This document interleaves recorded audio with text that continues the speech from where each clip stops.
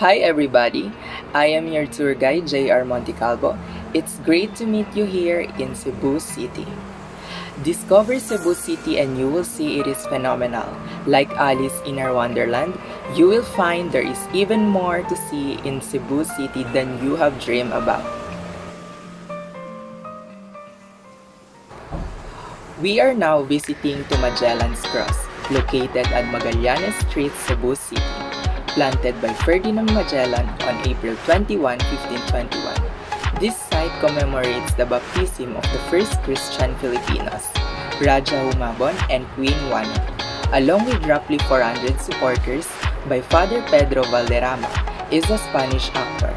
The Augustinian priest created an open shrine for the cross between 1525 and 1740, but the people began to chip away at it, believing it had miraculous power.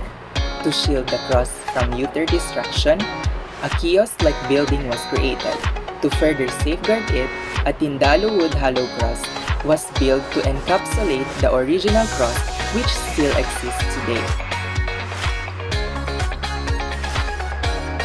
After exploring the Magellan's Cross, we are now visiting to Fort San Pedro, located at Pier Area, Cebu City. The country's smallest and oldest tri-bastion fort, it was the site of the Philippines' first Spanish settlement.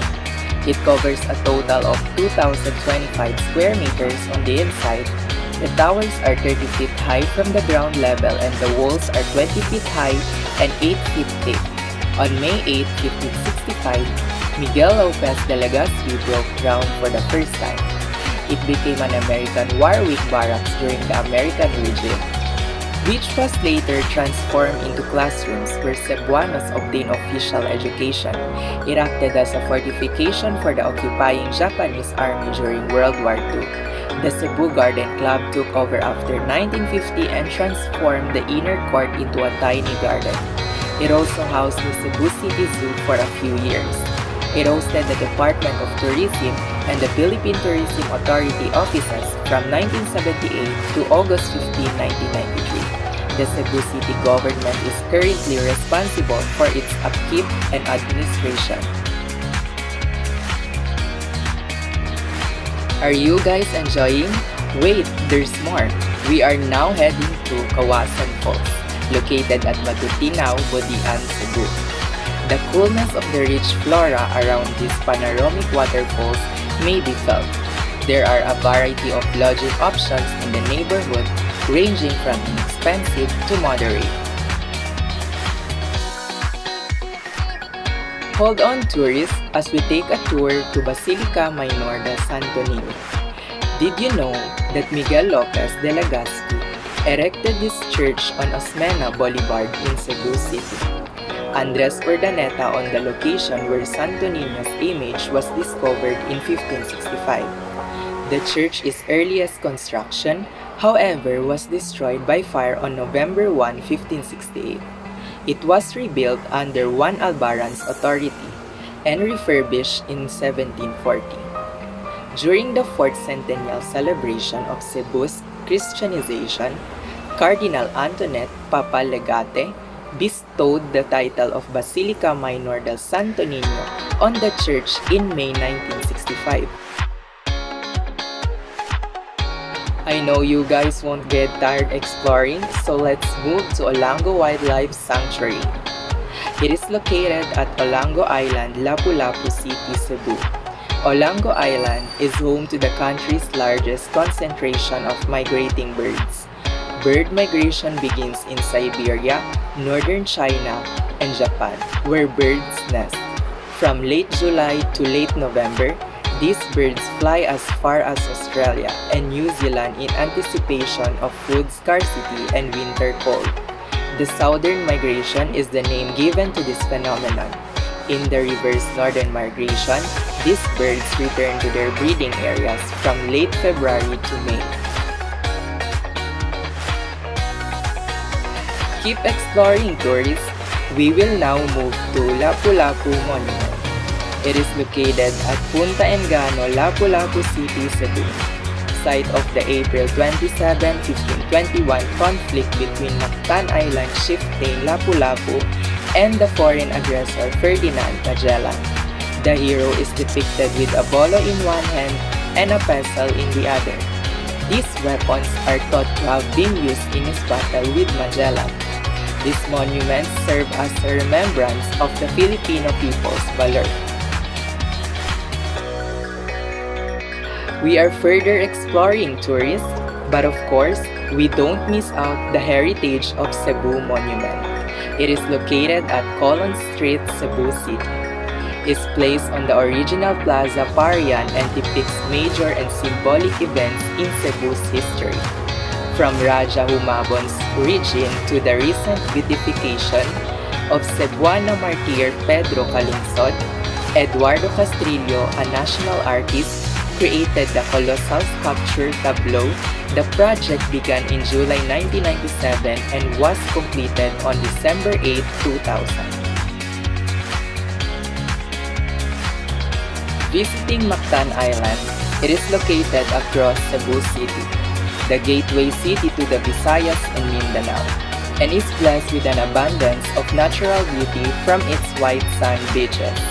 Mactan Island also acts as a jumping-off place for diving in the Mactan channels surrounding islets. In Central Visayas, it has established itself as a world-class international resort area.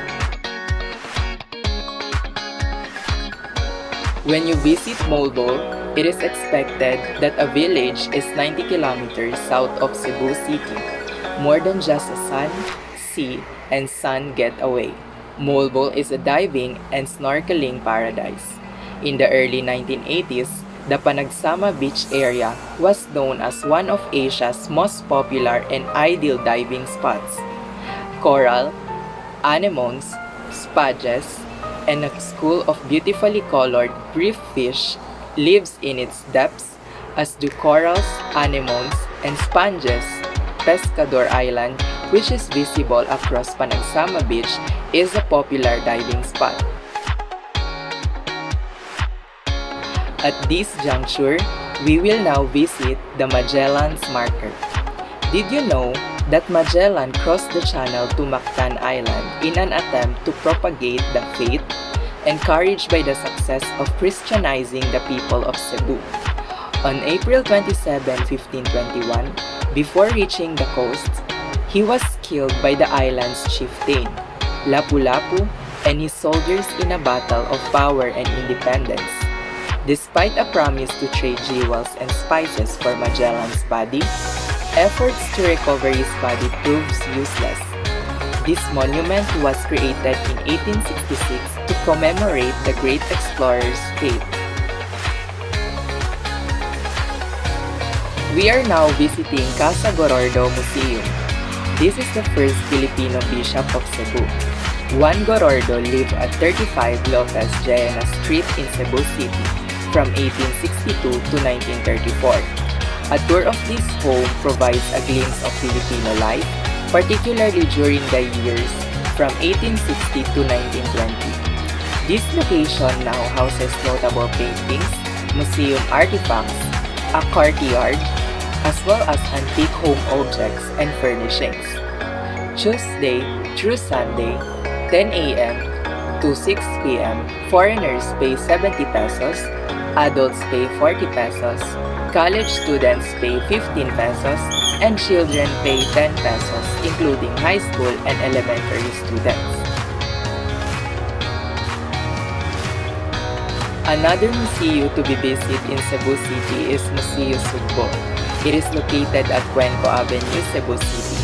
Was publicly inaugurated on the occasion of the province of Cebu's 349th founding anniversary.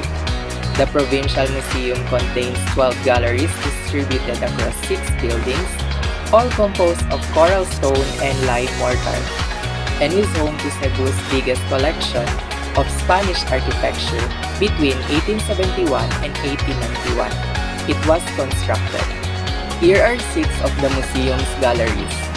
Fine collection of excavated stone tools, boat-shaped coffins, and tradeware ceramics, down to the colonial legacy, where one finds documents from the Legazpi expedition in 1565, objects from the Katipunan uprising in Cebu, Senator Vicente Rama and Justice Sotero Cabahug memorabilia of the American colonial period, a fine collection of World War II objects, mementos of the post-war years, and admission is 10 pesos for adults and 5 pesos for students. There you have it, tourists. Thank you for joining me in this trip. I had fun showing you around town and taking you to our favorite places. We hope you enjoyed the time spent together as much as I did. Please join me again for the next trip. Again, I am J.R. Monticalbo of Emerald Travel and Tour Guide.